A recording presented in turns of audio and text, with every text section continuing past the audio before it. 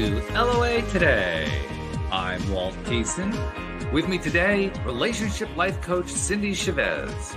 This is your daily dose of happy. We are so happy you decided to join us today. And today we are talking about a topic that is actually very apropos for what's going on around here. Because I've been putting off for quite some time creating the new introduction with Jackie in it. And, you know, it's about time I did it. So I made this nice big sign. I put it up in front of my monitor so I can't miss it. So this is going to be like my first step toward trying to make sure that I remove that little piece of procrastination from my life. So I just want to say, I want to try to get the show off to a good start by making that promise. Now, can I keep it? We'll have to see. Excellent. You ladies were talking about this between the two of you, and then Cindy, you sent me a note about the idea, and it's a great topic. It's one we have done it in the past, but I'm going to say 2 or 3 years ago, so we've been putting off doing it again. Mm-hmm. Yeah, I know it's a good one. And yeah. I think it's one that we all face in one form or another. I've had plenty of opportunities to face it this spring, this summer, in the gardening business, because there's lots of opportunities to do it. We'll just put that off. I got this thing over here I have to do. So this is apropos. I'm glad we're doing this one. But what brought it up in your conversation? What made you think that it was such a good one to talk about today? Well, I will tell you that Jackie is getting ready to do this program about finishing things, like getting things done. Ah. And I thought it would be a great idea to talk about it and get people to go see about joining it, but it's sold out before we talk about it. Well, some people didn't procrastinate. That's a good thing. They didn't. So Jackie and I were talking about it over the last few days and celebrating that it sold out and being excited about it. And we were just talking about it, and I thought, you know what? Let's just talk about this on the show, because it's, we can't, the program doesn't have any spots left, but we can still talk about all the cool things we've been talking about together about why it happens, like why we procrastinate and what we can do about it and how it affects our ability to manifest, which is really the big thing. That's right? The key part. Yes. Yeah. And then the thing that always comes up in my mind is something I read several years ago. Can't remember where I read it. I think it was actually just a magazine article. But it really stuck with me because I prefer not to get much older, but stay around the same age that I am now. And the stat said that procrastination ages you. Ooh. Faster than being sedentary, faster than smoking, faster than drinking, faster than junk food, faster than anything they could name that they, not drinking enough water. They said the top of the list for things that ages you is procrastination. And, I'm shocked that I still procrastinate about anything, but I still do. Did they say why? That's so fascinating. Yeah, I don't remember. I just remember it felt like somebody, threw a glass of cold water in my face. Like, oh my gosh, because, I think I procrastinate probably as much as anyone else. But well, I do know that while you were reading that list, when you read that list, I actually was reaching for the water because I figured, okay, no time like the present, right? Well, absolutely. Me too. Cheers. It's sort of like dreading. Like the things I've been procrastinating on aren't things I dread, and that's even weirder, right? Yeah, it is. Yeah. When you're dreading doing something and you realize, and this is always my realization, like I dreaded cleaning out this one cupboard that was just a mess, and every time I had to get something out of it, I would oh God, it's such a mess. I need to organize this, but I didn't for literally, I'm embarrassed to say, for 2 years. It's just I always opened the cupboard, got what I needed. This thing is a mess. And then one day I'd had enough, right? Have you suffered enough? And I organized it. It took me 20 minutes. And I was so I've been dreading something for 2 years that I could have done in 20 minutes. And I felt so good about it once it was done. And it's those things I try to remember the energy shift once it's finished. And it's often not even something that's going to take very much time. No, and invariably it takes less time than the time you've already invested in avoiding it. Yeah. Right. Yeah, it's to say, it is that, and that catches everybody by surprise. the group for my program has already started, and people are going, I found that I just like picked up that piece of paper that I noticed and put it away or put it there. I just did this thing and it's 2 seconds, but I've been walking past it for a week. Yeah. And it's just, but I'm sure there are studies as to why we do this, but I'm less interested in why than I am in let's not do it anymore. Let's enjoy because you can have the studies and people love doing the nerdy thing about working out why we do this. And it can be useful if it helps you stop doing it. But if it doesn't, then it's just purely academic. Like Cindy said, she got told that she's going to age 400 times faster if she procrastinates, and she still procrastinates. So that piece of information really wasn't that useful, so to speak. Yeah. Right? And so, it's just there's a thing that's underneath procrastination that I do think is worth exploring, and that is knowing intuitive timing. Intuitive timing will have you holding off on something, and it'll look like procrastination, and then in a week or so something will happen and you'll think, I'm so glad I didn't rush to do this, right? Yep.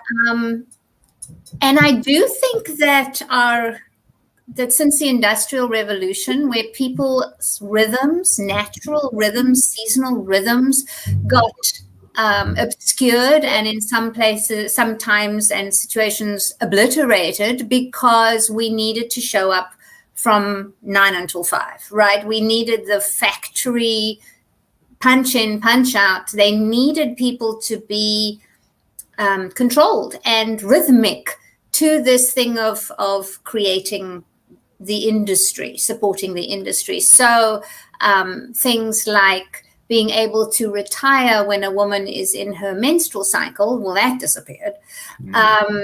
Being able to just sort of, if an artist is in the flow of something, letting them stay creating, no, you have to go to your job, you have to do this, sleep rhythms, all this kind of thing, that all got adjusted. So procrastination can sometimes be just your own natural rhythm screaming for attention.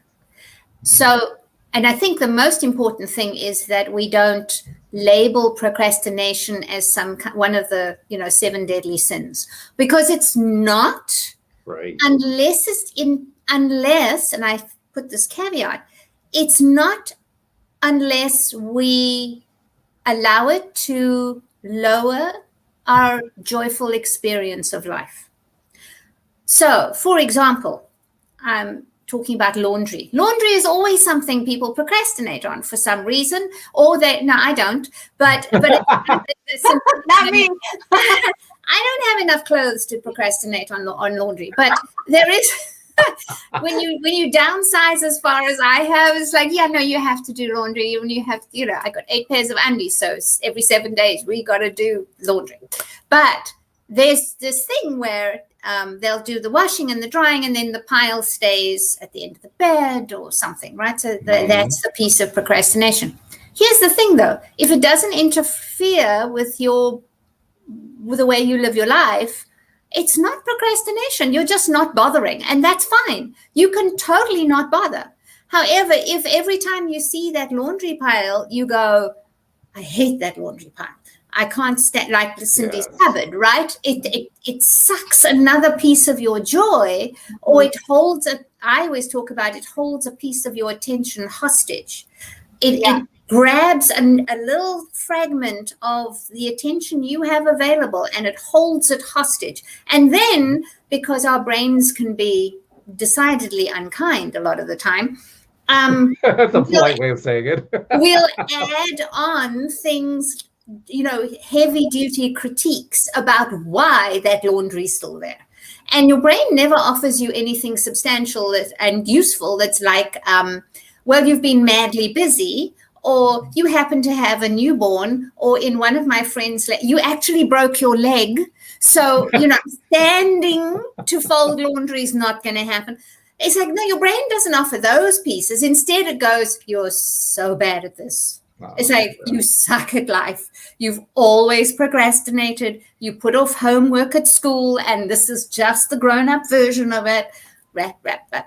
Right? So not only do we now have the incomplete cycle holding our attention hostage, now we've got our brain layering all this crap on top of it as well.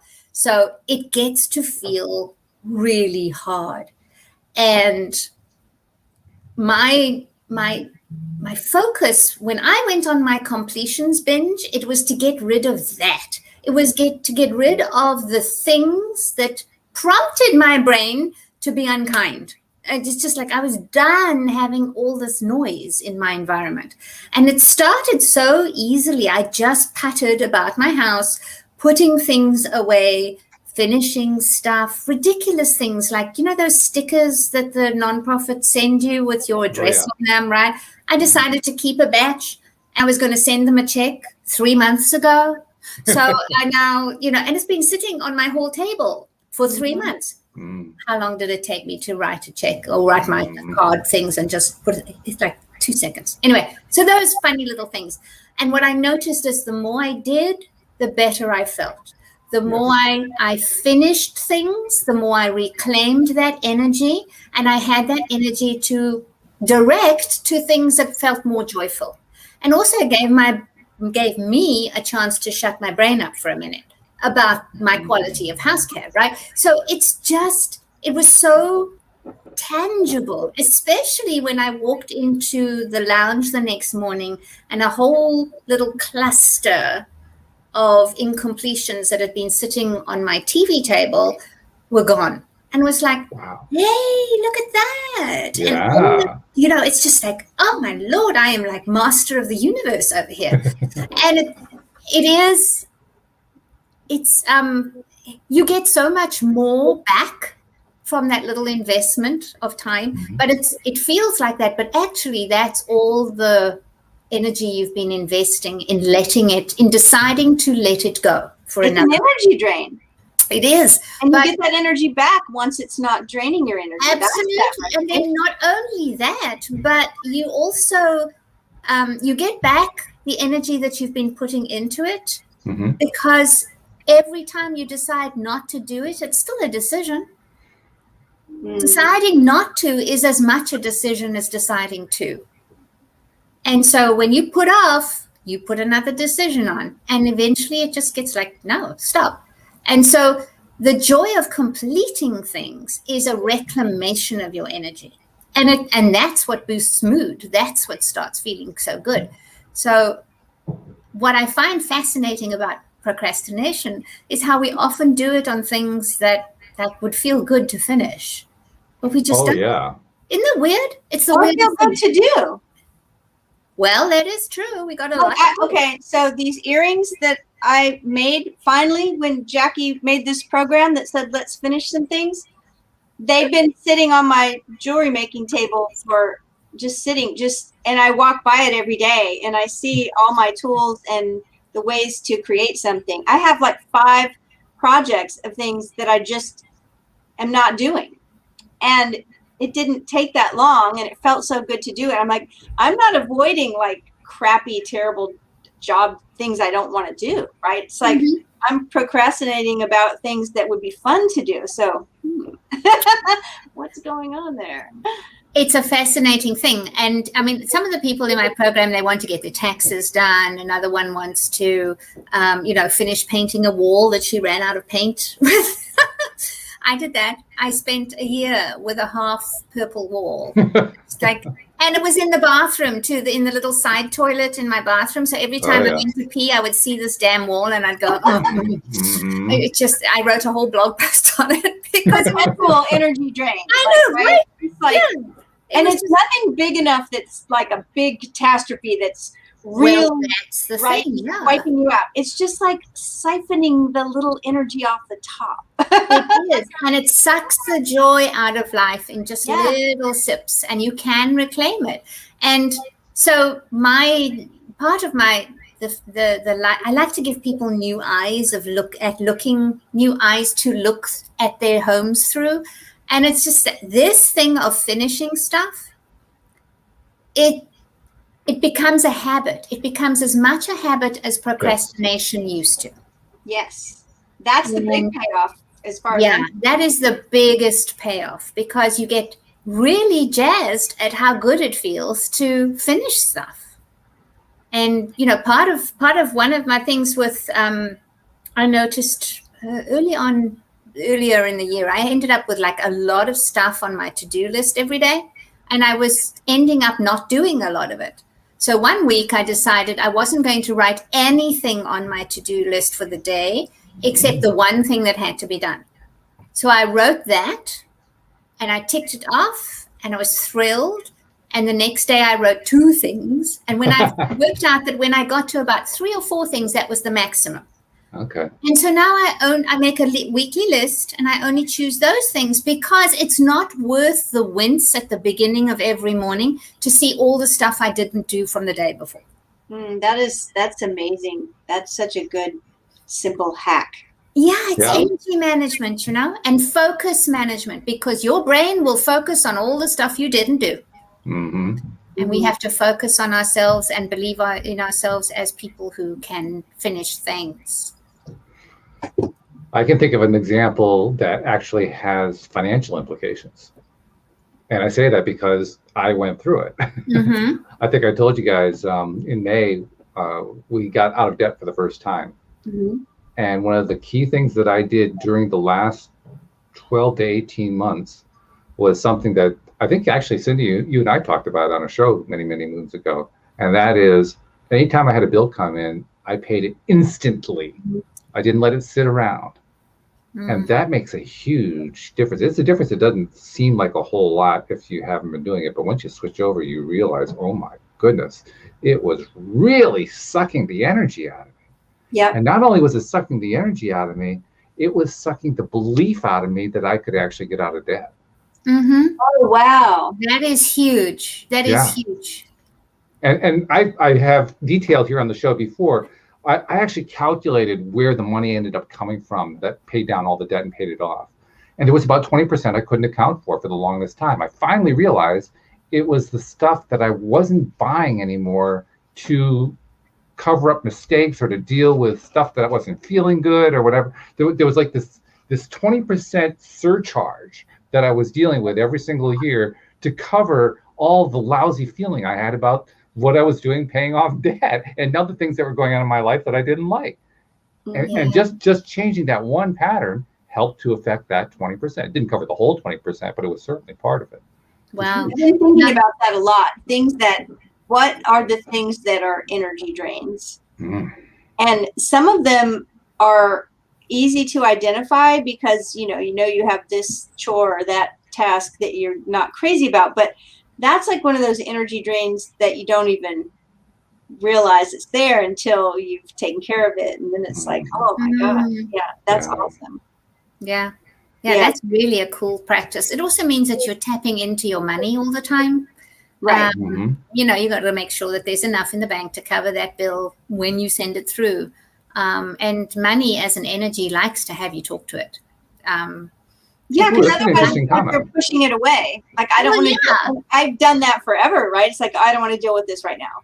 Yes. Like, I don't want to deal with it. And if, if money was a person, right? Yeah. No, absolutely. Yeah. We talk about our relationship with others, our relationship with ourselves, Jackie talks a lot about our relationship with our home and our belongings. And there's our relationship with money. And if we're constantly having like, I don't want to deal with that right now, and think about a person in your life that you were just consistently like not answering their calls, not answering their emails, hiding and being really quiet if they came to the door. Like, I don't want to deal with this person.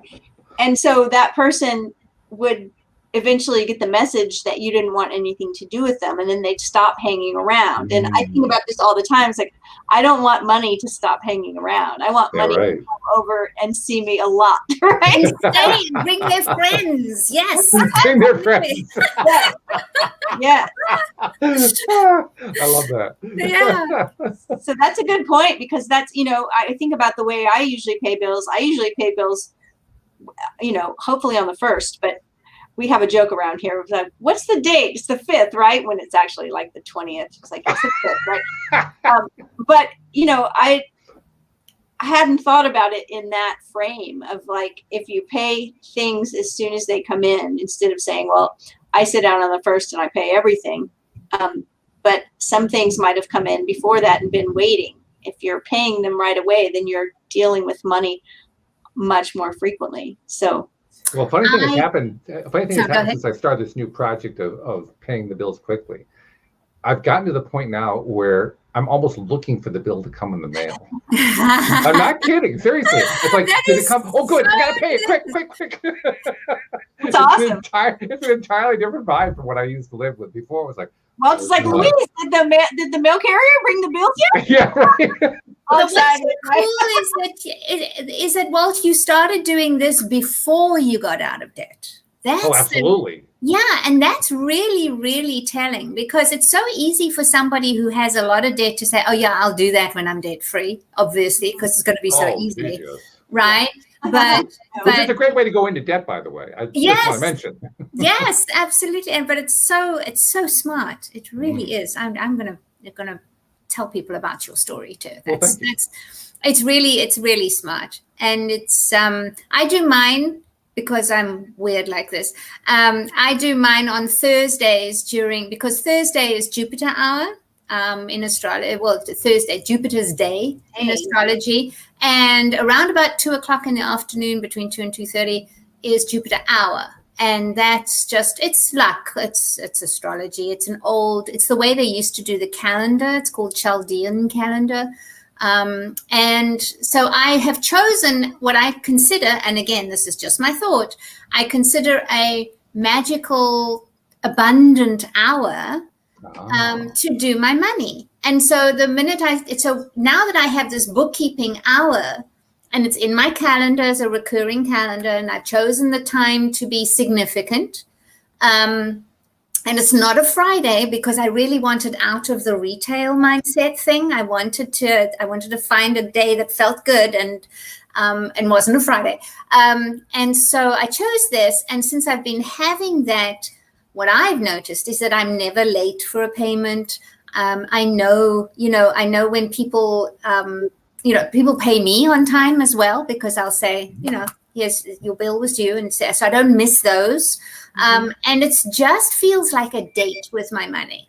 And so that's also been, I'm all about adding significance to what can feel like a chore. So that you can add some magic into the mundane, and then what happens is it becomes magical. It becomes fun. Right. I'm fascinated. It's Thursday. Yeah, I love it.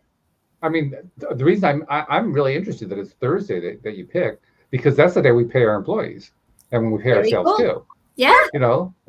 So Thursday is actually, I didn't have any association with the astrology, but Thursday's become the day that all my credit cards go back to zero. Oh, that's really excited. Jupiter would approve. That's perfect, right? It is absolutely perfect. Yeah. And so it's just like a little thing, because a lot of the time it's like housework being used as punishment when we have to do our chores. So that means that we don't enjoy looking after our house when we grow up. It's the same thing with money. When we've had scarcity times, and when things, we've had to really wrangle every dollar, to shift that vibration, to shift that attitude and the emotion we bring to it, we can choose a different significance. We can choose a different experience. We can choose what we want to experience. So if you want to have a date with your money, like I know Cindy worked with Morgana Ray for a long time. She talks about her money honey. She talks about him being this lover, and she dates him, and he treats her well. And so it's just, you can buy into that or not, or you can choose your own significance for anything. And Walt, your significance of seeing those zeros, that's what you're invested in. That's what gives you the juice Yeah. and what you get juice from. So it's, it's just, it's. Well, it's a lift every time. I mean, seriously, every time I see it go back to zero, it's like, yes, got there again. Oh, I love this. It's brilliant. It's really, really cool. And, I to sound like a total housewife nerd, I get that every time I see my floors. The fact that all my floors are done at the same time. I remember when I had knee-high kids and 2 large dogs, my floors were never clean except between midnight and 3 a.m. Seriously, they just never were clean. And I remember my mom saying, I cleaned the kitchen. And I'm going, yeah. And she says, no, but you don't understand. The house is never clean all at the same time. So I have to focus on the fact that just this one little portion of the house is clean. It's okay. We got this. And so now I look at it and I go, floors are clean. Thank you. Did it. And it's a completion, right? It's so good. Yeah. So you can apply it to anything. And I think what happens is when we don't celebrate these little benchmarks, then we forget that every goal has these little pieces in them, right? So like, Walt, the first card that you got down to 0, the first time you managed to pay your debt, your bill the minute it came in, Right. The first time you finished something with ease, somebody sent me a message and she said, I started the dishwasher straight after dinner. And it was a big deal for her because she's a family of 5. She got everybody to load the stuff in the dishwasher. She started it and cleared the counter, started the dishwasher, and went to sit down. She said, I sat in my TV chair and grinned, listening to the dishwasher. Because normally what would happen is she would plonk herself on the TV couch, try and regain her equilibrium after dinner, and then she would go through to the kitchen and it would look like, a tornado had hit it. And so this way, she'd finished it. The meal was finished, and the kitchen work in the day was done, and she had the sense of completion, and it paid off hugely. And those are the things that become habits. Right. Oh, right? yes. Absolutely, absolutely. Our insides and our outsides are in conversation all the time, and we get to direct the conversation. We can have our incompletions make us feel bad, or we can have them become something that we use to make us feel even better about things. So Go ahead. Well, I was just going to say, I was thinking about something earlier that's kind of germane to the topic, and that is, it made me think about it again when I thought about that habit, because here, when dinner is finished, the dishes get done, right? It's like, but that's just how I grew up. Like when the dryer is finished, the clothes get folded and put away.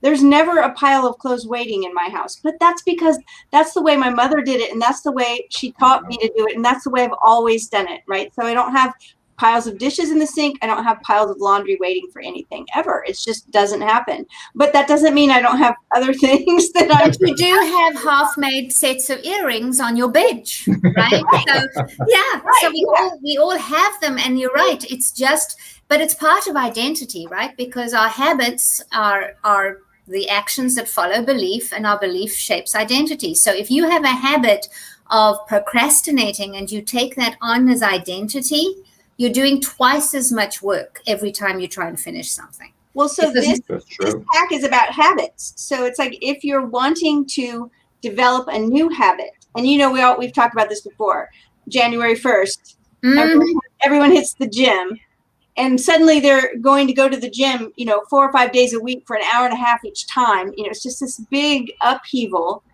and it's not able to be maintained usually because it's so much of a big change. So the hack is when you take on a new habit, it can only be 2 minutes.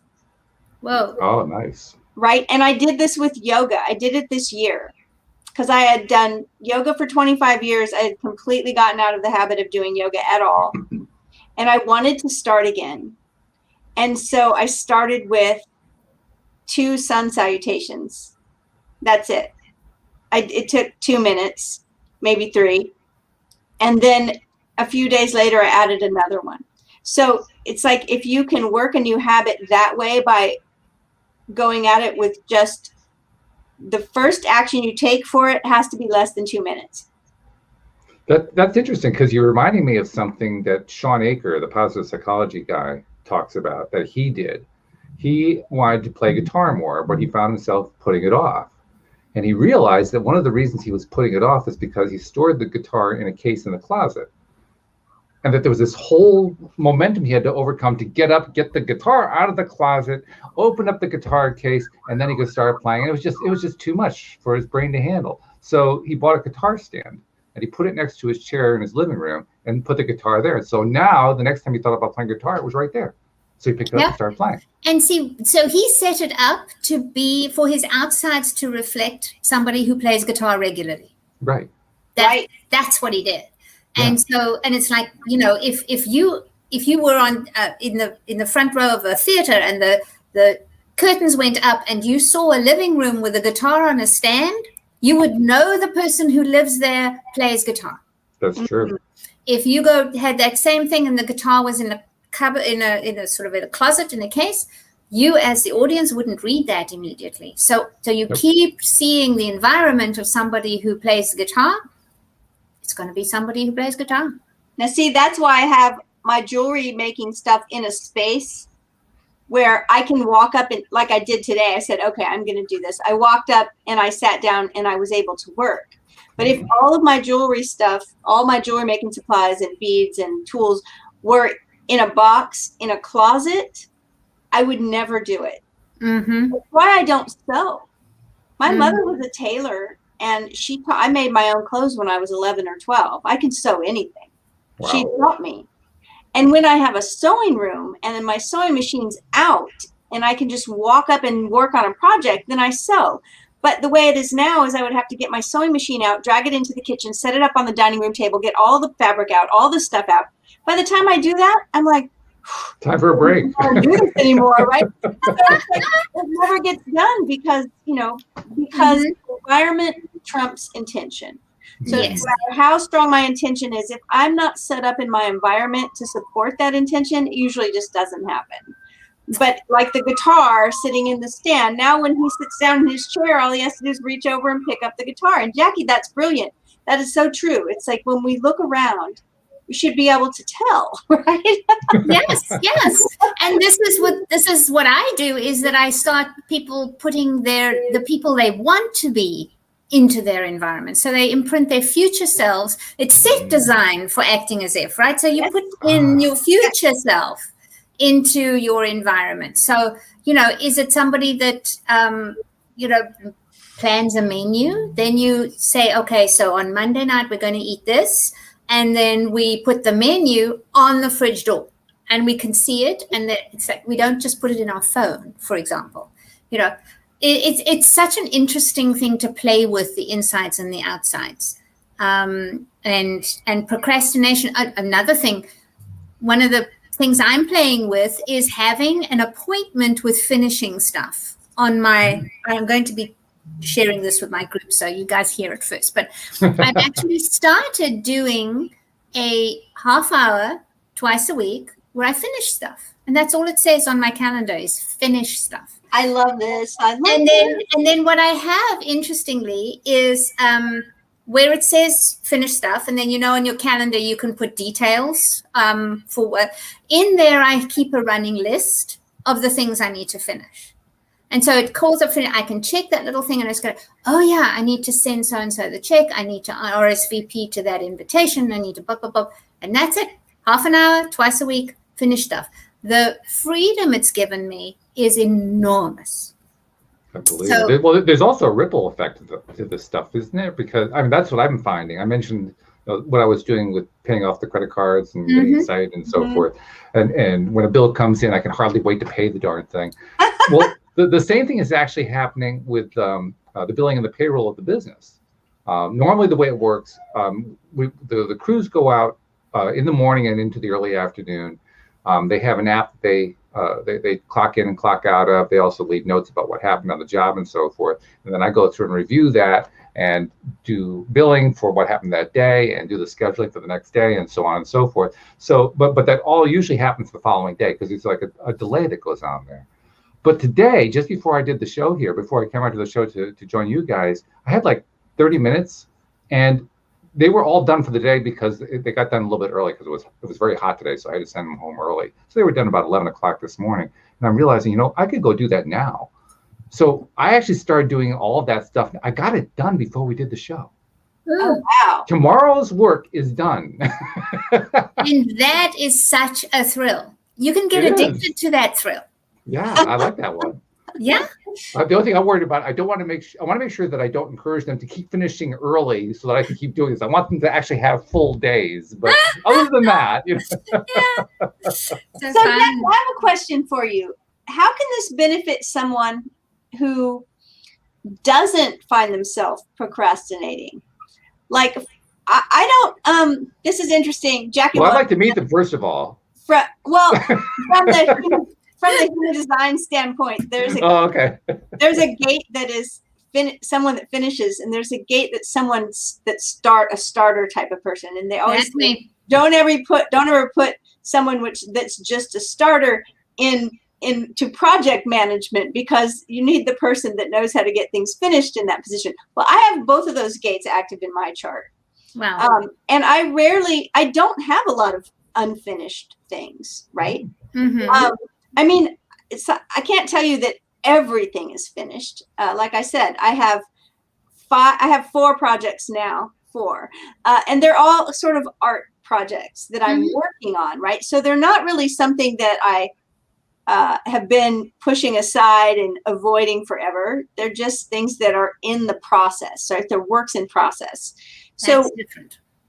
Okay, but still, it's still easy to kind of let a work in progress, or like maybe even a book that you're halfway reading, you haven't left it for months, but you'd like to finish it sooner. And it's like, what are some ideas to help people finish things in a more timely manner, even if it's not something they're avoiding? I like your idea of scheduling it. Right. The scheduling of something, of finishing things, giving yourself time devoted to finishing things. And that can be anything, right? I mean, it really can be anything, including an art project or finishing a chapter on a book or something, And each of us is so different that I think we have to focus on who we'll be when we're done. That's always my thing, because it's like, who I'll be when I'm done reading this book is, I will feel I'll be able to write that review I've been paid for, or whatever it is I'm going to, or I may look at that and go, who I'll be when I'm done. Okay, never mind. Then maybe I don't want to finish it. And then you'll just go, I'm going to finish where I am. I'm going to finish this piece right here. And I think a lot of the time with procrastination, we don't investigate why we've lost interest. It's one thing to know that we hate doing something, and so we keep putting it off. So in that case, you got to kind of just untangle why you keep putting it off. But if the reason you keep putting it off is because you really don't care, then you have to give yourself permission to stop where you are. And we have so much programming about finishing things. I mean, this is ironic, but we have a lot of programming about don't start it if you're not meaning to finish. Don't, why would you stop reading a book halfway through? Well, because I got what I came for. I'm not interested anymore. There's a lot of things that we can say, I'm done for now. I remember somebody I can't remember the place, but they said that they one day just gave themselves permission, and it was like, maybe it was like 50 pages or something. They said, if I am not completely into a book by the time I've gotten 50 pages, I'm done. And you could do that with argument about it. People were like, no, you have to finish a book. I was like, yeah, why, that's the kind of the other side of the coin, right? Is that we're sovereign beings. And if there's something that we've started that we don't feel necessary to finish, or that it's not benefiting us in any way to spend another 3 hours in a book that we're already not really crazy about. Why do we do it? Right? And you see, but then there's also this thing that we'll go towards pleasure rather than and try and avoid pain, right? So you take doing taxes, for example. Nobody really, okay, some people may like to do that, but the person getting paid for doing taxes, the person who's procrastinating on their taxes probably doesn't want to, right? But then that's when you look at, am I prepared to go through being the person who's not happy doing their taxes to get to the person who can say, I've done my taxes. Like you, Walt, you had to get through being the person who was paying off debt, right? All that, whatever those things, the money management and the choosing not to buy things or whatever those things are, that discomfort that goes to become Walt who has no debt, right? So you know what that is. And so it's the same kind of thing. Exercise is another thing. There's a meme of a vulture walking along a beach, and it's like, here's me doing my stupid walk because my stupid doctor said I have to walk the stupid body, and you can just see how irritated he is. And it's just like, we can go on a walk like that. Our body doesn't actually care a lot. It really just wants you to walk. But it would be better if we felt better about it. We can do a lot of things, just doing them. But if we keep our mind and focus on who we'll be when we're done, then it lifts us. It moves us forward. It pulls us forward instead of us having to push ourselves, That's the inspiration. That's the difference between inspiration and motivation, right? Motivation is that vulture on the beach with the doctor's voice in its head kicking him from behind, that if you don't start doing this, you're going to have a heart attack or whatever. Yes. Inspiration is looking forward to who we will become or to what we will create. And that is, that inspiration pulls us forward. So I will tweak that a little bit, because I think inspiration comes from inside. And if that's missing, lean on aspiration. You want to be that version of you. You want to know what life's like as somebody who I'm working on Couch to 5K. I want to know what it's like to be someone who can run 5K. My earlier self, like all 57 years of them, would never have said I would run 5K. So I'm out to prove her wrong. Just experience and see what it's like. So I'm aspirational. It's not inspirational. I'm not feeling like not yet. It's not this kind of motion where I'm moving towards it. I feel like I'm being lured towards a version of me that's going, hello, over here, life's really good. I'll second that, because when I think about what I was doing with getting off the debt, getting rid of the debt and paying it off, simultaneous to that, it's interesting you mentioned taxes. Simultaneous to that, during that last couple of years, I was doing the taxes a lot faster. Mm-hmm. I think the two were connected. I would, without a doubt, absolutely. Yes. Just because I was focusing on the one in a way that was more motivational and felt better and felt like I was actually making progress, just made it easier to do the taxes too. Whereas in the past, it was exactly the opposite. Well, and they're both components of relationship with money, right? So your relationship with money was just getting healthier. And your identity, that this is a man who handles his money, handles his money this way, in this particular way, right? And it's like when as a family we went vegan. Suddenly we were a family that didn't buy meat, and that was so weird because there was a whole section of the grocery store that we sort of walked through out of habit and went, hey, we don't eat anything in here anymore. And we sort of went around the other way. So there are identity pieces. So my suggestion to anybody who struggles with procrastination, and I put that in inverted commas only because it's something we tell ourselves all the time. Mm-hmm. You can say, my procrastination could be a gift. How may it be a gift? Well, I can feel when it's not the right timing for something. So that's the one side. But then if I was somebody who didn't procrastinate, what would that look like? What could I do now as somebody who doesn't procrastinate much? And then you could explore what that version of you might be and how would that feel. So, if you put off, I don't know, whatever it is, that thing that you keep putting off, explore who you'd be when it was done. And is it worth going through the discomfort to get to done? Because often that will be the case.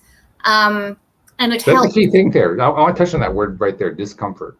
I think it's a key thing that we need to kind of at least mention here, because there's a tremendous discomfort in what I'll call negative procrastination. Procrastination that just kind of makes you feel, ugh.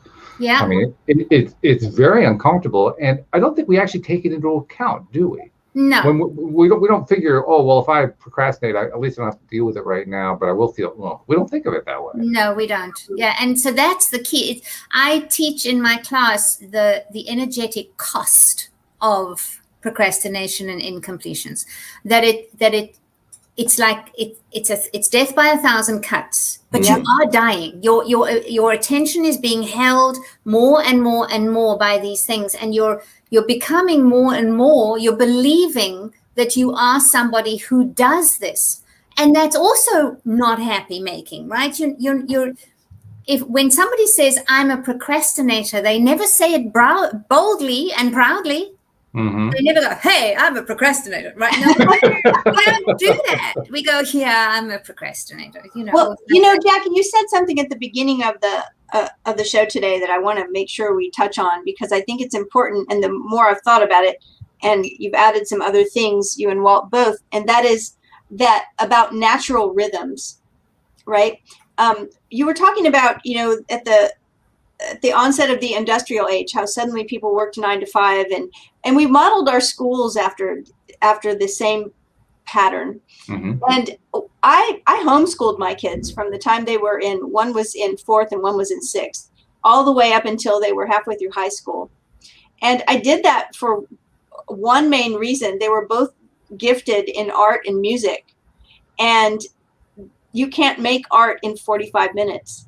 And I wanted them to have the space where if they were in the middle of making art or making music or reading or actually doing anything, what I did to teach them geometry and medieval history at the same time is we built a scale model of a castle in the living room. And that covered math and history and geometry and all kinds of things, right? Art. And there is an idea about, it's called, you can Google this and the article will come up. It's been read millions of times probably, but it's the difference between maker's time and manager's time. So when you call to make a doctor appointment and they say, well, we can get you in at 11 or 12 or 1, or right, that's manager's time. Everything happens like every half hour or every 15 minutes or every hour. And a lot of us who are coaches, or healers, or we schedule appointments for things. Everything is by the hour, right? I can see you at 2, I can see you at 3. But if you're an artist or a creator or a writer or anybody that's making something, Walt, making software, making any kind of, right? You don't do that in, I'm going to do that tomorrow from 2 to 2:30. No, you need big blocks of time. And that's what's called maker's time. So it hits me in this discussion that sometimes we think we're procrastinating, but what it really is that knowing in us that maybe subconscious knows that we can't do that in the hour that we have, that we need 3 hours. We need a block of time to do that thing. I'm thinking about it personally because so many of my things are art projects, right? Mm-hmm. And even though I have a client at 2 and I'm finished at 3 and then I don't have anything until 4, I walk right by it. It's not going to happen. It's not going to happen. Mm-hmm. And I know there are people that would differ with me that say, I know one woman that's written 17 books and she says, I wrote it 15 minutes at a time. Every day I devoted 15 minutes. And that's an amazing thing if you can do that. Oh, yeah. But some of us have a natural rhythm where we need more time. And so when you were talking, Jackie, about intuitive sense of timing, right? Part of that is that it's knowing that maybe you need more. And so maybe the fix there is to consider that perspective and find some blocks of time where you can do those things. I think it comes down to, at the end of the day, we have to honor ourselves. We have to undo the societal programming that says we have to show up this way, or we have to, this is how productivity looks. And we have to, this is how things are done. We talked about laundry piles. My son bought 2 laundry baskets. He does 1 load of washing a week because he's a single guy, but he folds everything up and he leaves it in the washing basket, and he dresses out of that basket and he puts the stuff into the other basket. Nothing ever goes into his closet. He never hangs anything up. He says, why would I? He says, I just wear things as they come through the basket, and I put them in the other basket, and then I take them out the dryer and I put them back in the new basket. That's a system. It works for him. It's brilliant, right? And so he said, because I kept procrastinating on laundry.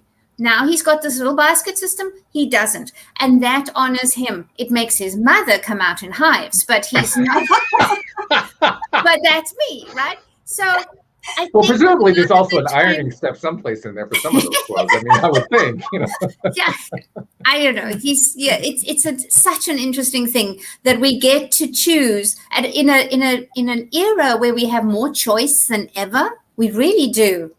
We still take on the programming and we don't question when it doesn't work for us.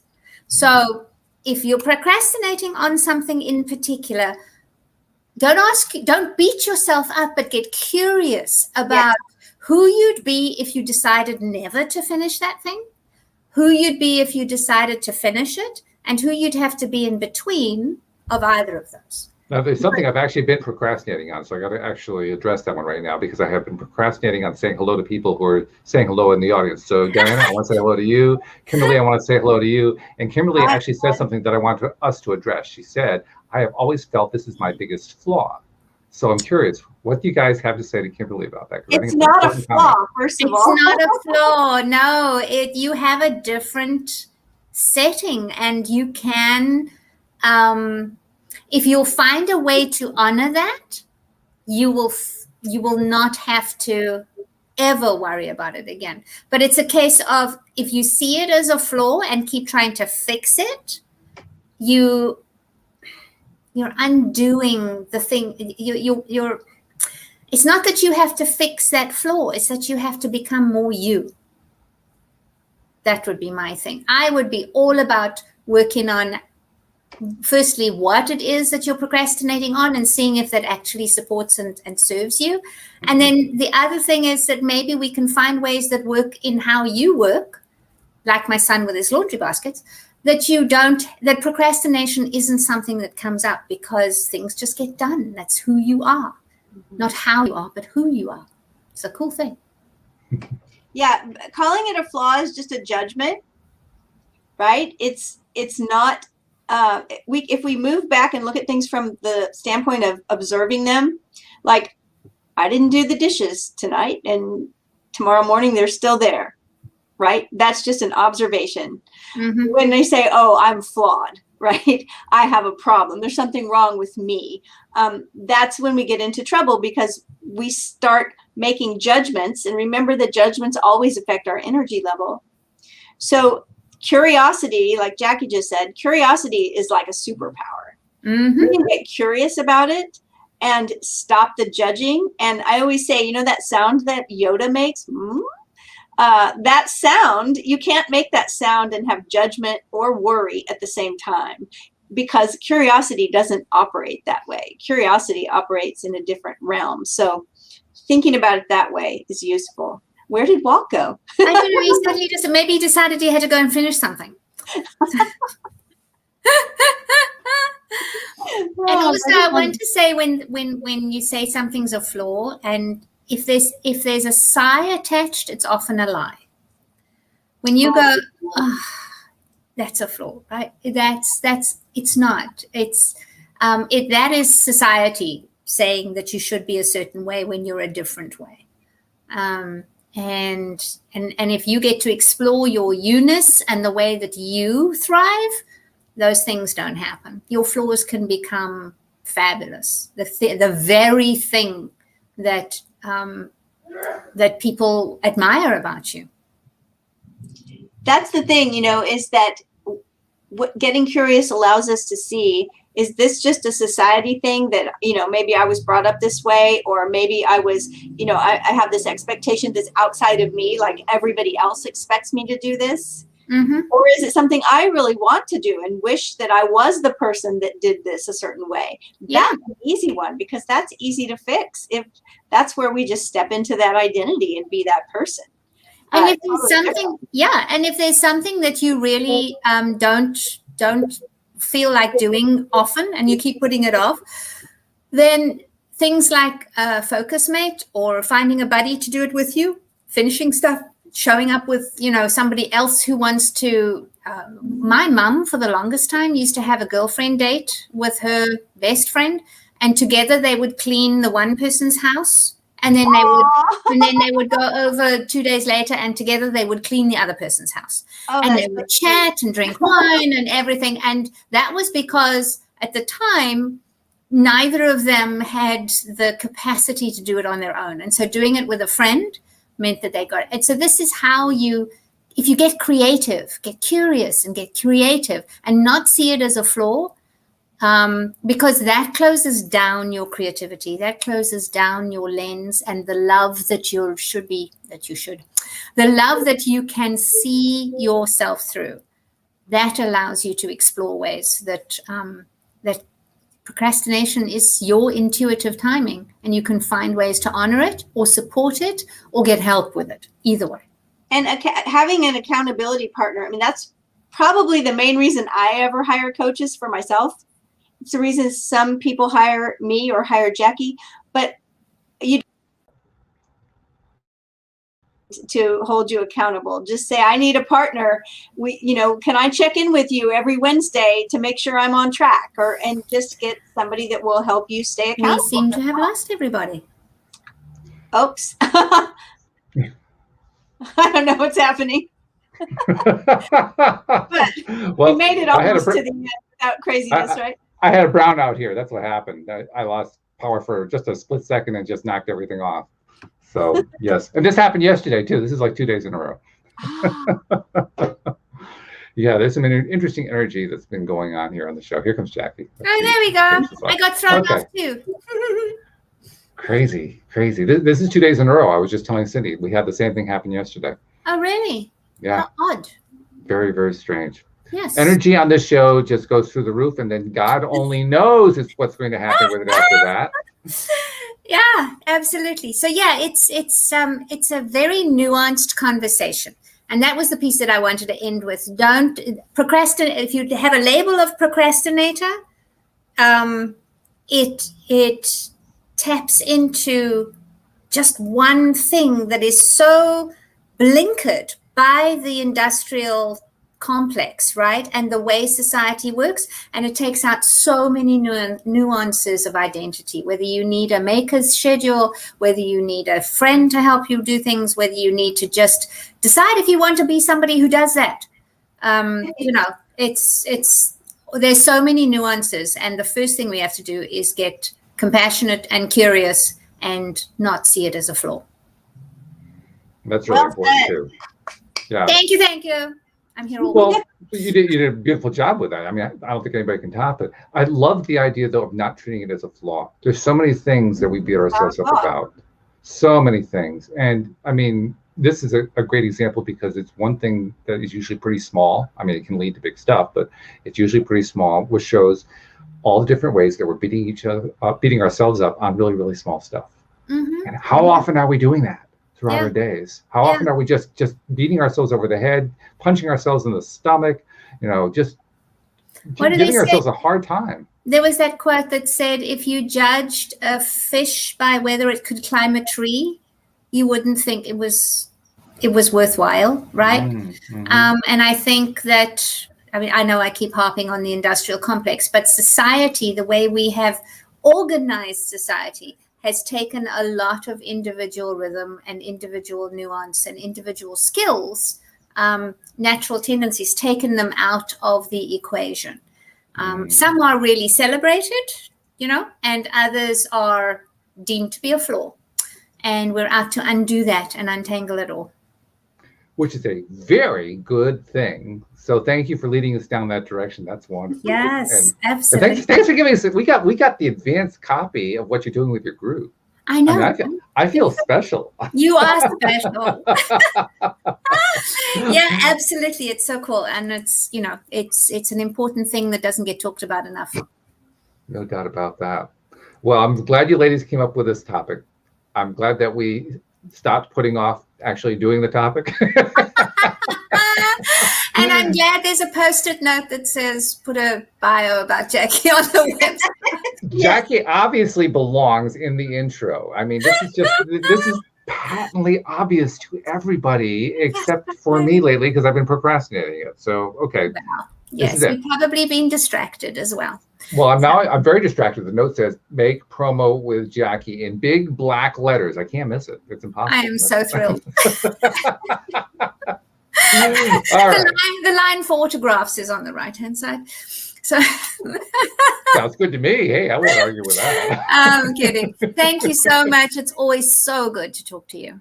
Oh, it's wonderful. We're so glad that you joined the show. And Cindy, as usual, it's marvelous to talk with you. And I'm just hoping that neither of you went through the same kind of thing that I went through here about 5 minutes ago, losing power. We don't need that. So keep the power, ladies. No, keep the power. Yes, absolutely. Yes. So thank you very much, guys. Thank you especially to our podcast listeners everywhere. We'll see you all next time here on LOA Today. Goodbye, everybody. Bye, everybody.